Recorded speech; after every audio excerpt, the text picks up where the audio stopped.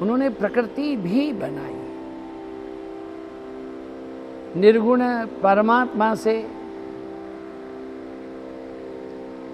आकाशवाणी हुई, हे ब्राह्मणों, ये हमारे माता पिता हैं, जगन माता है। समग्र सृष्टि की उत्पत्ति पुरुष और प्रकृति से हुई है। तुम लोग तप करो, उसी से उत्तम सृष्टि होगी। प्रकृति और पुरुषों ने कहा, हे प्रभु शिव जी, कहाँ तपश्चर्या करें? तब तेज सार रूप 5 कोश का एक नगर निर्माण हुआ। 5 कोश का एक नगर निर्माण हुआ, इसलिए काशी को पंचकोशी भी कहा जाता है।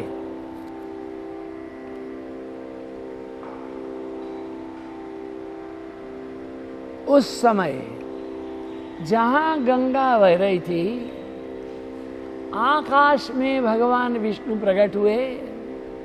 इस पंचकोशी का दर्शन करने के लिए भगवान के हृदय से एक मणि गिरा है।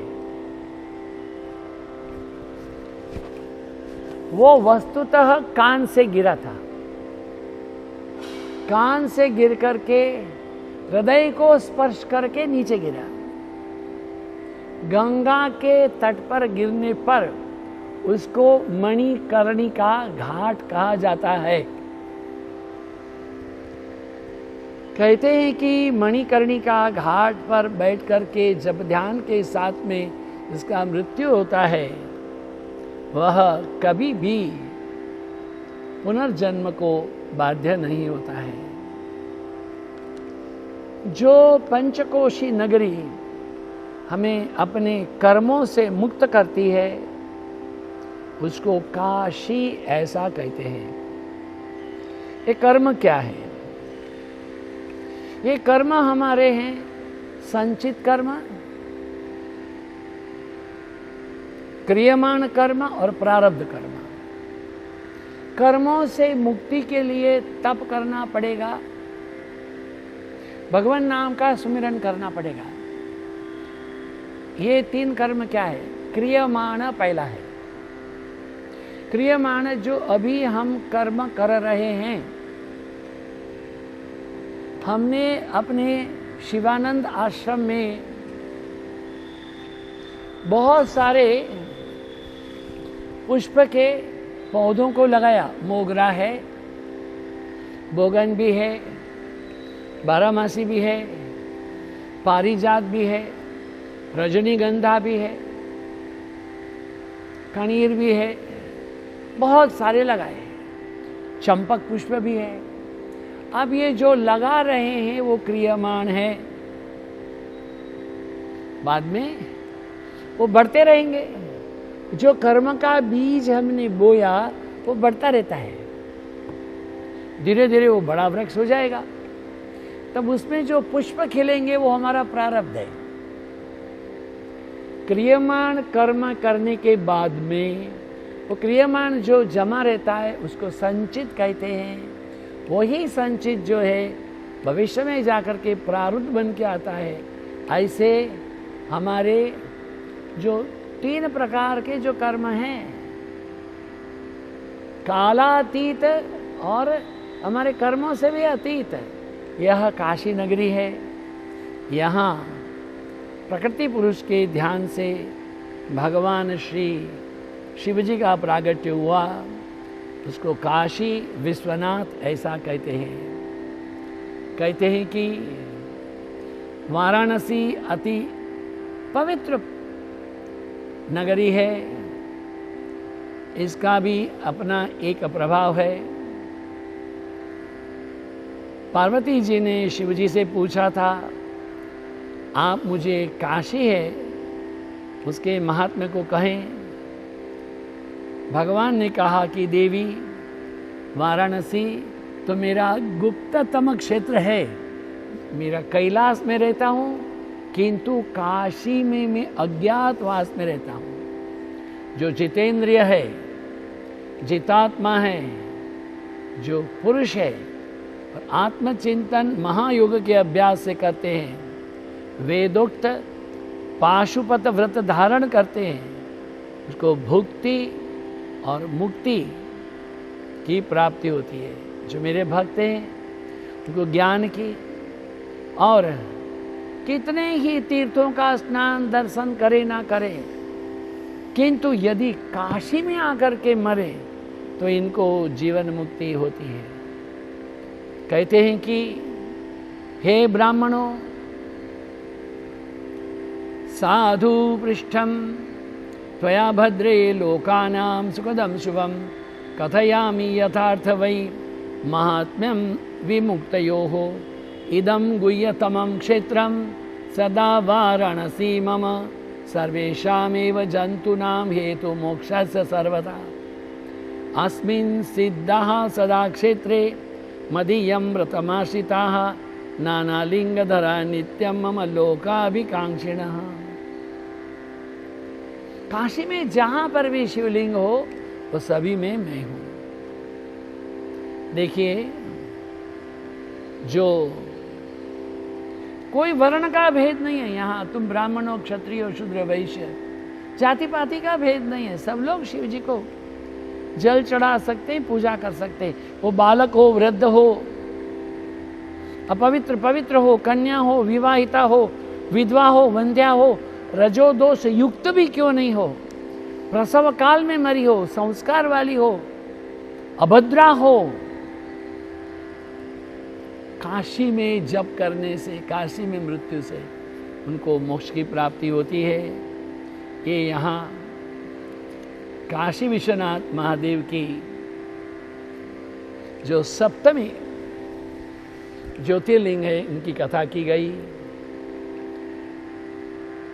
गौतमी तट पर त्र्यंबकेश्वर महादेव की कथा है, उसको कहा जा रहा है। सुत उवाच श्रुतयाम ऋषयः श्रेष्ठाः कथां पापप्रणाशिनीं कथयामि यथा व्यासात् सद्गुरोश्च श्रुता मया। मैंने अपने सद्गुरु व्यास के पास से जो कथा का श्रवण किया था, मैं वो कथा आपको सुनाता हूं, कृपया सुनिए। कहते हैं कि दक्षिण दिशा में ब्रह्मगिरी नाम का एक स्थान रहा।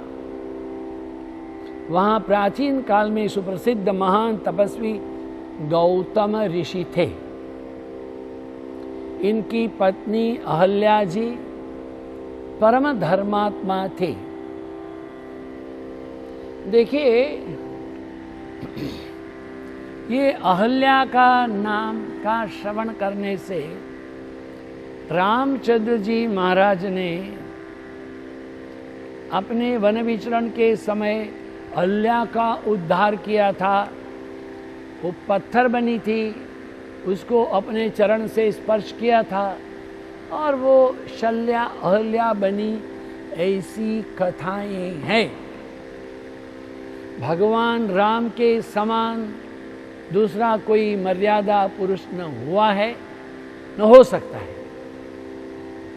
कभी भगवान राम अपने चरण से किसी भी स्त्री को, ये तो ऋषि पत्नी है, पांव से स्पर्श कर ही नहीं सकती।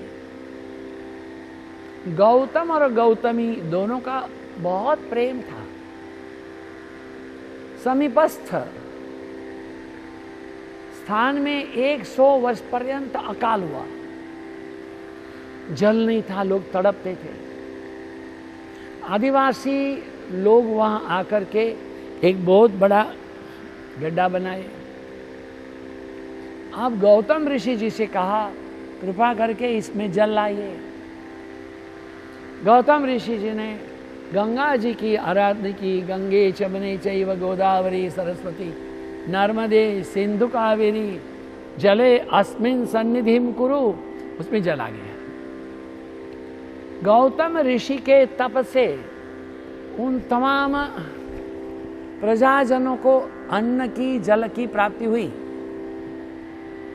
देखिए, कुछ शास्त्रोक्त पाप हैं। एक, माता पिता ने जन्म दिया, उसके बाद में अरे क्या किया मेरी माता ने, है? माता पिता बच्चों की कितनी ध्यान रखते हैं,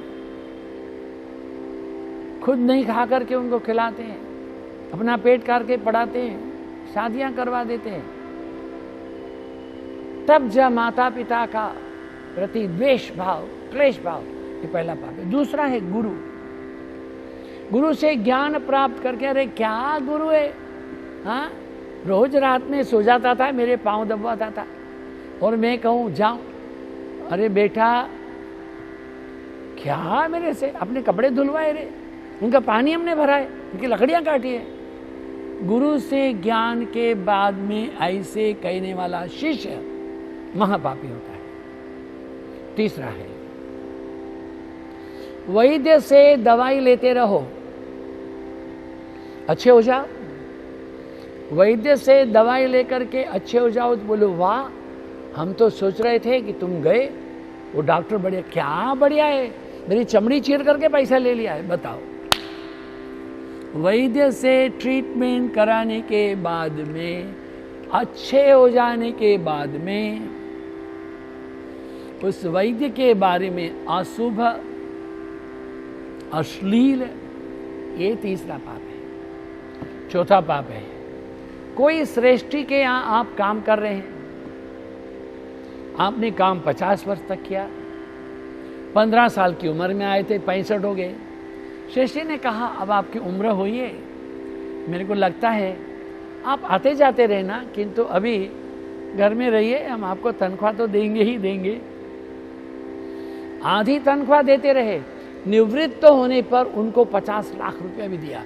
आपने 50 साल तक हमारी सेवा की है। लोगों ने कहा वाह, 50 लाख और पेंशन भी मिलेगा, कमाल हो। क्या कमाल है, सेठ तो सोता था नहीं, दिन रात रगड़ के मेरा खून जला दिया। ऐसे बोलने वाला वहां पापी होता है। इन पापों से मुक्ति नहीं है। पाप का मुक्ति होना, पाप के भागीदार से मुक्त होना एक ही उपाय है, उनकी जाकर के क्षमा मांगे और फिर से वह पाप ना करे। अरे जिनके लिए अच्छा नहीं बोल सकते वो मत बोलो, कम से कम बुरा तो मत बोलो। ध्यान दे, आप किसी के अच्छे गुणों का चिंतन करेंगे तो आप में उनके अच्छे गुण आएंगे, किंतु यदि आप किसी से दुर्गुणों का चिंतन करेंगे तो आप में उनके दुर्गुण आएंगे। जब वो बड़े गर्त में जला गया, वो आदिवासी वनवासी लोग, जंगल में रहने वाले ऋषि भी कह सकते हो, हाँ, तो वो अन्य ऋषियों को जल लेने देते नहीं थे। वो स्त्रियां कहती थी हम ही लेंगे, आपको नहीं देंगे। क्लेश होता था, ऋषि मुनियों को कष्ट होता था। ऋषि मुनियों ने जाकर के गौतमी जी से कहा, गौतमी अर्थात अहल्या जी से कहा, उन्होंने कहा मैं क्षमा चाहती हूँ, मैं जल भर के देती हूँ और आप लोग कृपा करके सभी लोगों को जल लेने दें। जो पहले आएगा पहले ले लेगा, बाद में आएगा बाद में लेगा, क्लेश न करे। ये तो प्रभु कृपा का अमृत है, यह रिक्त होने वाला नहीं है। उसी में से गंगा वही गौतमी कहलाती है। और वहाँ वो हमारे गौतम ऋषि और अहल्या के तप के कारण जो प्रभु प्रकट हुए उसे त्र्यंबकेश्वर ऐसा कहा जाता है। वैद्यनाथ की कथा वो 9वां ज्योतिर्लिंग है। रावण ने बड़ा तप किया था। रावण एक पांव पर खड़ा था, दोनों हाथ ऊपर उठा के खड़ा था। अन्न छोड़ा है, जल छोड़ा है, सांस भी बंद कर दिया है। भगवान शिव प्रकट हुए, चलिए मेरे साथ में श्रीलंका में। देवताओं ने सोचा ये श्रीलंका में ले जाएगा, बाकी देवताओं को बंदी बना इनको बना देगा। ये रावण भरोसा पात्र प्राणी नहीं है। उन्होंने भगवान शिव के अंदर में प्रेरणा की, प्रभु आप व्यक्ति से मत जाओ, चिन्ह शिवलिंग दे दो। भगवान भूतनाथ ने रावण को एक शिवलिंग दिया और कहा इसको संभाल करके लेके जाओ, रास्ते में कहीं पर भी रखना नहीं। रख दिया तो फिर मैं वहीं रह जाऊंगा, श्रीलंका नहीं जाऊंगा। वो जा रहा था, शिव लीला से, प्रभु की माया से उसको प्राकृतिक लघु शंका का वेग हुआ। उसके पास कोई उपाय नहीं था। उसने कुछ औषधियां एकत्रित करके उसके ऊपर शिवलिंग रखा। प्राकृतिक चेष्टा करने के बाद में हस्त प्रक्षालन, पाद प्रक्षालन करके अपवित्र पवित्रो वा सर्वावस्थांग गतोपि वा, ये भगवान का नाम स्मरण करके लिंग को उठाए, मगर उठाए नहीं। जो वहां पर रह गए वह वैद्यनाथ ऐसे कहलाते हैं। वो हमारा नवमा ज्योतिर्लिंग है। इस ज्योतिर्लिंग के बारे में कहते हैं, जो दान करो, हवन करो, तप करो, देव पूजन करो, पितरों का श्राद्ध करो, ये तमाम है, फिर भी वैद्यनाथ की पूजा करो, वो सर्वसे श्रेष्ठ होती है, ऐसा कहा गया है। आइए वाणी को विराम करते हैं, कल फिर मिलेंगे। आगे हमारे जो नागेश्वर है दारुकावन के, रामेश्वर है, घुष्मेश्वर है, इन तमाम की कथा भी सुनेंगे। यहाँ वाणी को विराम देते हैं। सभी का मंगल हो, सभी का शुभ हो। भूमि मंगलम गगन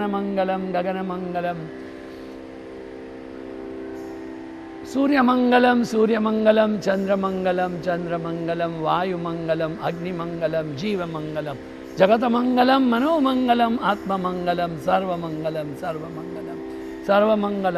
मंगलम भवतु भवतु भवतु, सर्व मंगलम भवतु भवतु भवतु, सर्व मंगलम भवतु भवतु भवतु। ओम त्र्यंबकं यजामहे सुगंधिं पुष्टिवर्धनम्, उर्वारुकमिव बन्धनान् मृत्योर्मुक्षीयमामृतात्। ओम त्र्यंबकं यजामहे सुगंधिं पुष्टिवर्धनम्, उर्वारुकमिव बन्धनान् मृत्योर्मुक्षीयमामृतात्। ओम त्र्यंबकं यजामहे सुगंधिं पुष्टिवर्धनम्, उर्वारुकमिव बन्धनान् मृत्योर्मुक्षीयमामृतात्। ओम पूर्णमदः पूर्णमिदं पूर्णात् पूर्णमुदच्यते, पूर्णस्य पूर्णमादाय पूर्णमेवावशिष्यते। ओम शांति शांति शांति। हरिः ओम। श्री गुरुभ्यो नमः। हरि ओम। ओम नमः पार्वती पतये। हर हर महा